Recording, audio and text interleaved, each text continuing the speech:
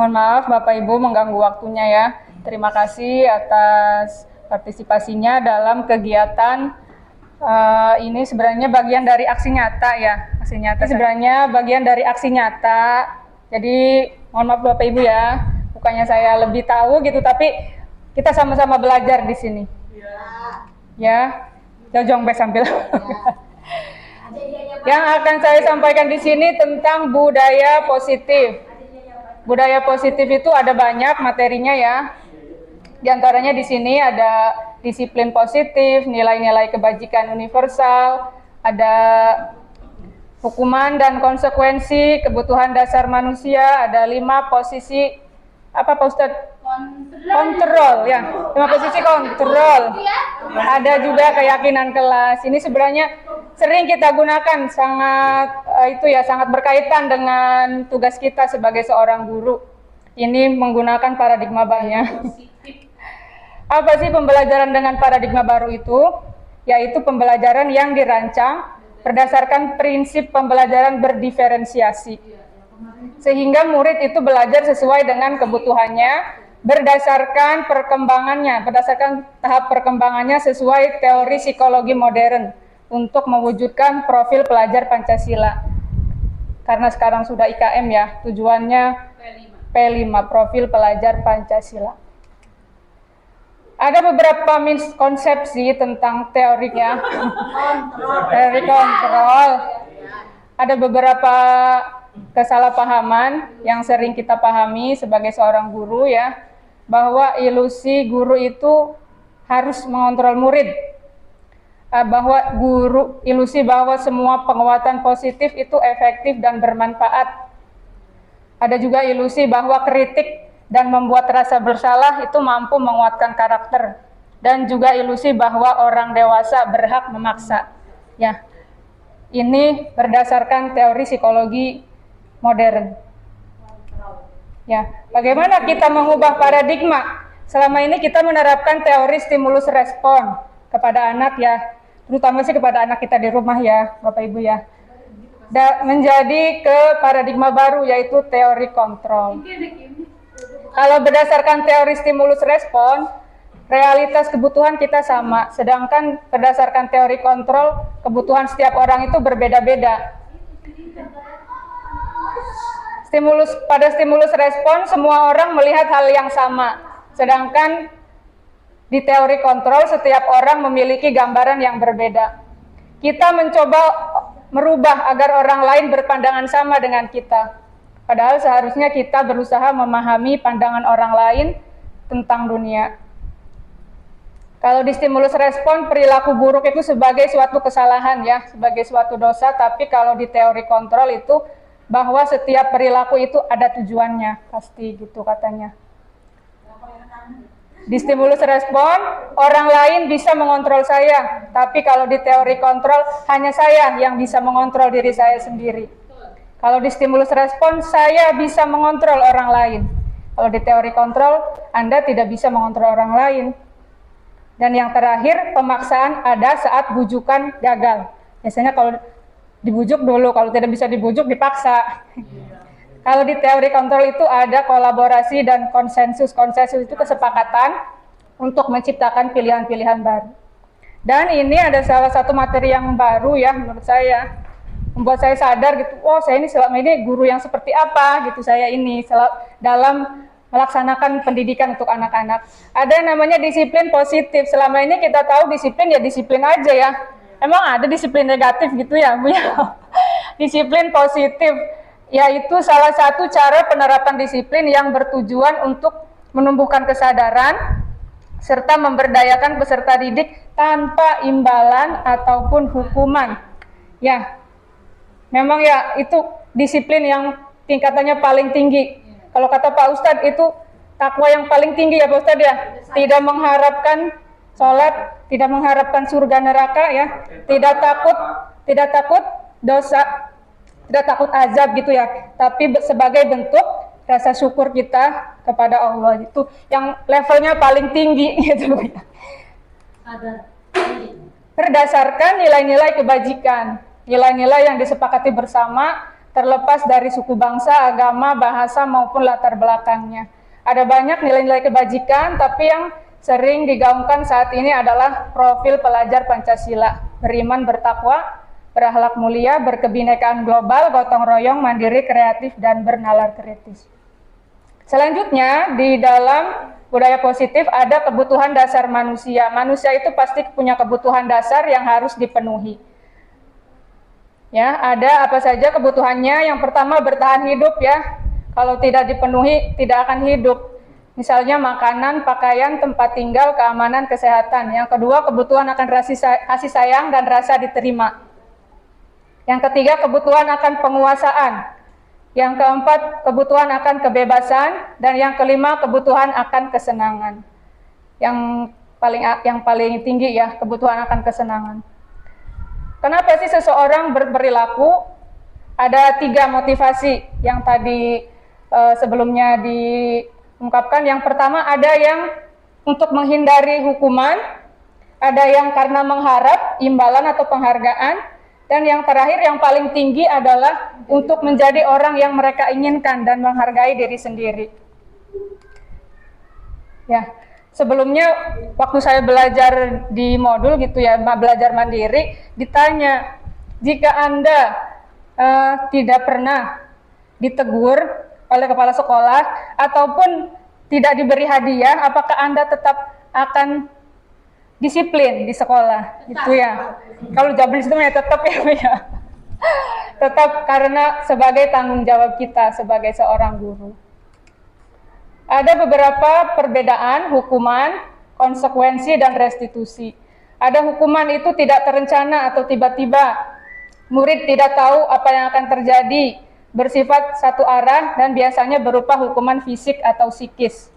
Kalau konsekuensi itu terencana, disepakati sesuai peraturan, murid tetap dibuat tidak nyaman, dan sikap guru selalu memonitor murid. Dan ada konsep baru ini namanya restitusi, sebagai solusi alternatif dari kedua hal ini jika tidak berhasil, yaitu menggunakan proses menciptakan kondisi bagi murid untuk memperbaiki kesalahannya, yaitu proses kolaboratif yang mengajarkan murid untuk mencari solusi sendiri atas kesalahannya. Nah, ini dia ada 5 posisi kontrol guru. Kira-kira kita ada di posisi mana? Itu ya. Yang pertama ada guru sebagai penghukum. Yang kedua, guru sebagai pembuat rasa bersalah. Yang ketiga, posisi guru sebagai teman. Yang keempat, guru sebagai pemantau. Yang kelima, guru sebagai manajer. Ya. Ada satu video ya, kita putarkan. Apa perbedaannya antara kelima posisi kontrol ini?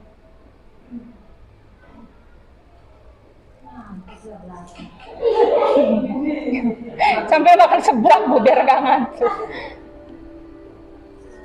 Ini posisi penghukum ya.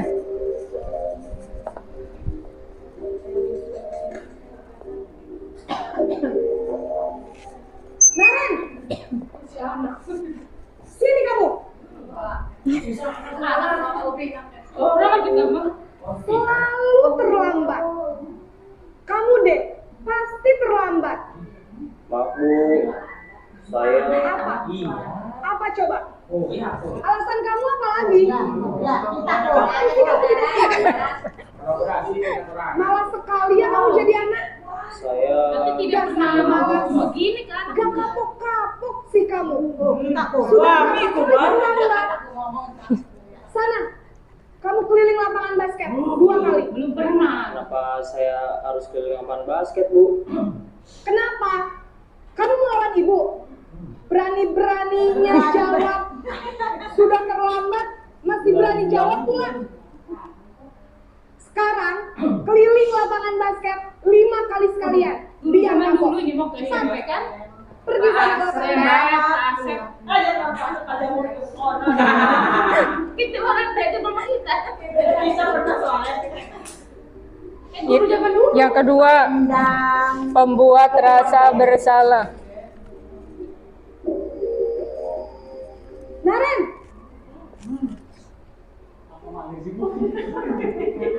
Selamat pagi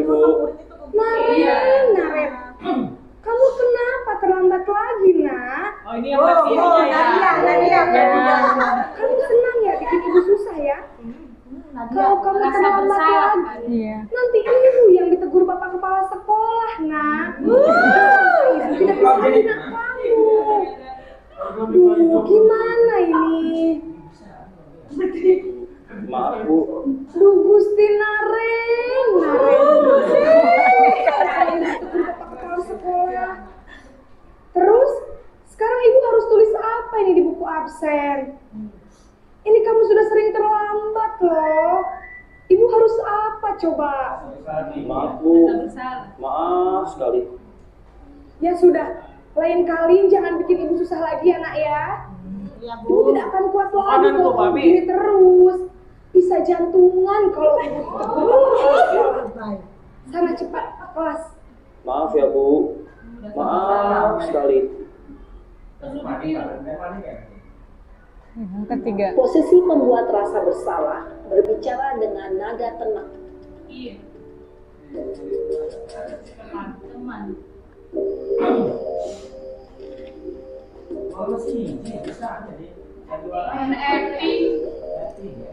Naren,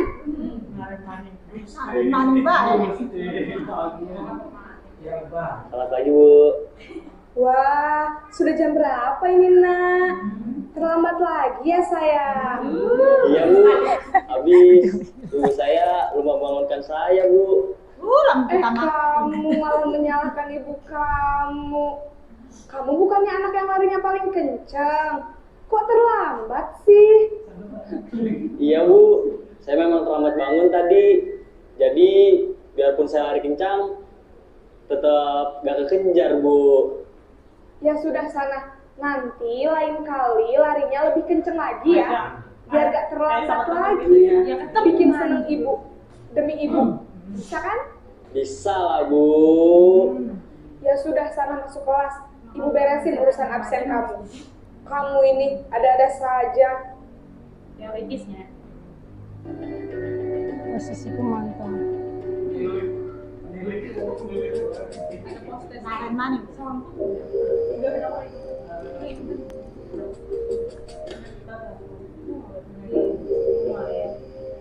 Naren!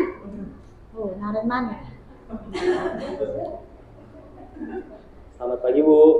Naren, apa peraturan sekolah kita tentang jam berapa kita harus masuk sekolah, nak? Kita harus di sekolah jam 7 Bu. Iya betul, sekarang sudah jam 7.20. Naren sudah tahu konsekuensinya jika terlambat hadir. Paham Bu.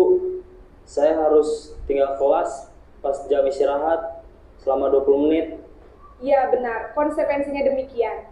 Jadi nanti jam 9.30 pas istirahat, kamu harus tinggal di kelas, kerjakan tugas tambahan untuk ketertinggalan kamu, ya? Baik Bu.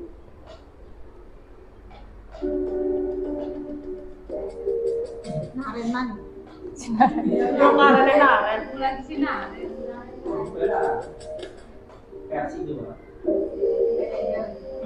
Naren!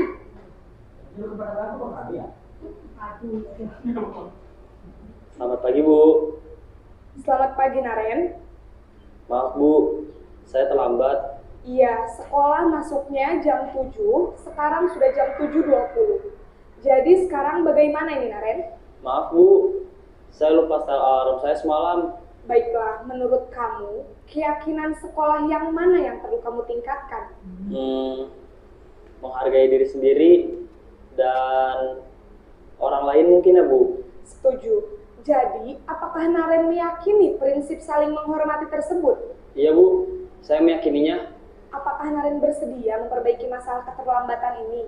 Bersedia Bu. Bagaimana kamu akan perbaiki masalah keterlambatan ini? Saya akan coba tinggal menyetel alarm saya Bu. Baik, kalau Naren lupa menyetel alarm di rumah, ada orang yang kira-kira bisa bantu mengingatkan tidak? Ada Bu, kakak saya, Kak Emma. Ada lagi selain Kak Emma? Selain Kak Emma, ada ibu saya. Baik, jadi yang mengingatkan Naren adalah Kak Emma dan ibu kamu ya? Kira-kira akan mulai setel alarm kapan nih Naren? Setelah pulang sekolah, akan segera saya lakukan.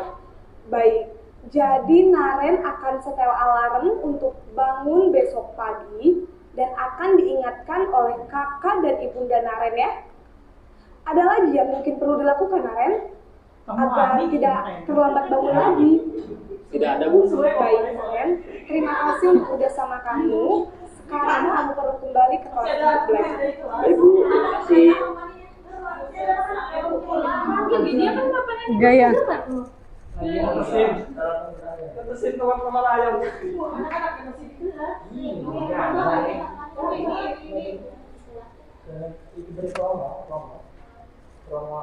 Ya.